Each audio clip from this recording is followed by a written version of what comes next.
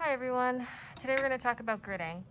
So when you are gridding any image to try to enlarge it onto a larger piece of paper, you really want to make sure you have a ruler and a pencil, and of course your image.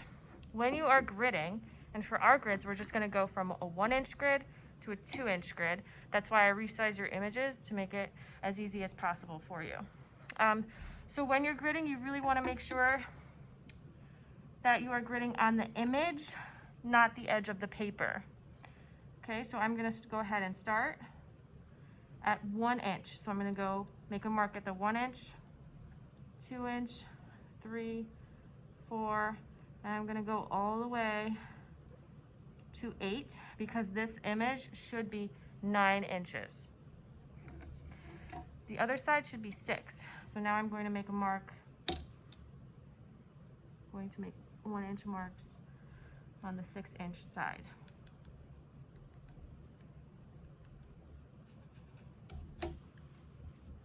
And you have to make sure that you do that on both sides.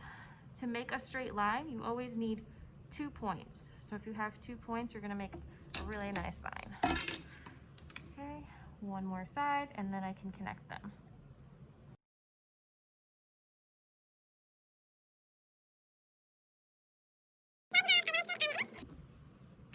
So one thing that might happen to you when you are creating your grid is that you're going to have this image just floating, but you don't actually have a border around the image. You saw that the other one was really clear where it was 6 by 9 inches.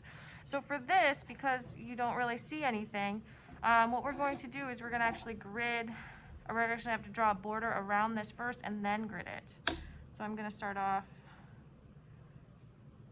trying to just get this to be as level as possible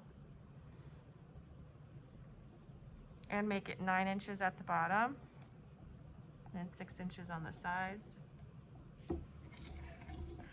So now I really want to make sure that I get it all the way to the top.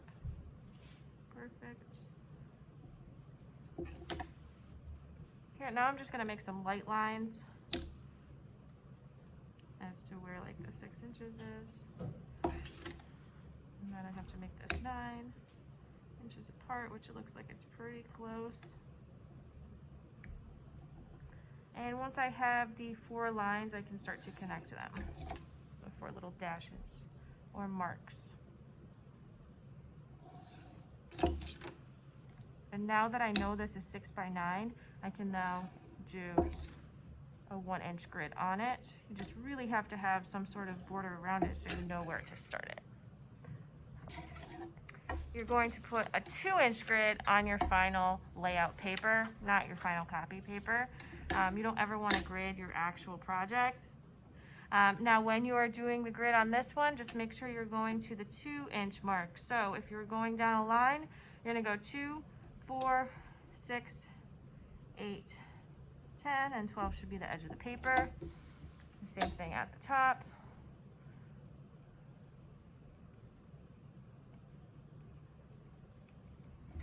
And the sides, make sure that you have 2 marks to connect.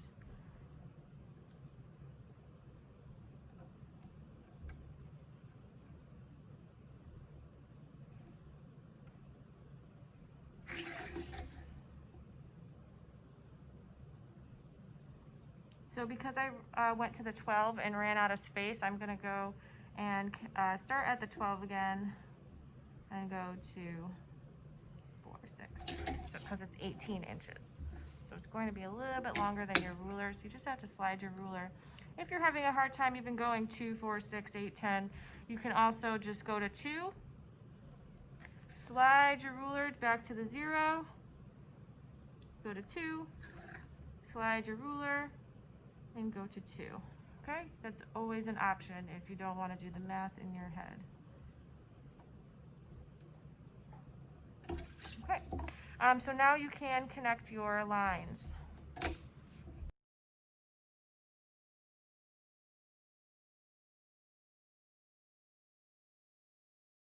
Okay, so after you have gridded both your image and your layout paper, you're going to now label.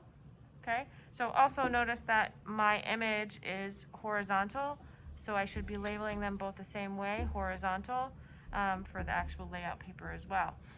So I'm going to label this with letters at the top, and each box is going to be labeled.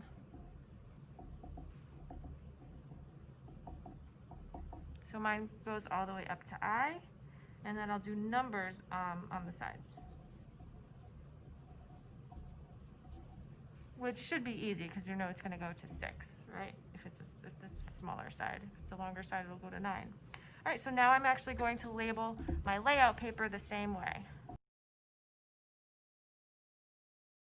Perfect. So now I am ready to start drawing. Okay, now we're just going to talk about how to actually start drawing this layout, okay? What you're going to do is you're going to start in the first box that you see. For me, I'm going to start in 1B, and I'm just going to look in this box to kind of see where everything is. So for me, if I'm looking in 1B, I do see that that beak starts pretty close to 3/4 of the way down, and then it comes out to about right here. Please keep in mind that this drawing is just trying to get everything to be really accurate. Okay, so this drawing does not have to have any details. It can just be all of the outlines of everything, which can also be detailed. Yes, I get that, but right now you are really just trying to get all the sizes right and all the outlines in your drawing. So I'm usually very loose with my drawing, and I just really trying to get all of my lines right.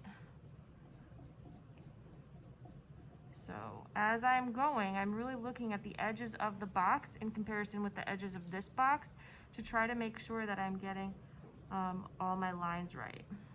So if you look in E, you can see there's just this little area here, so I'm making sure I have that little area here on my layout paper as well. And then as you're going, you're just going to keep comparing and contrasting while making sure it all flows as a drawing as well. Just keep comparing and contrasting where everything is in relation to the boxes. And also you can look at negative space, which is the space around things.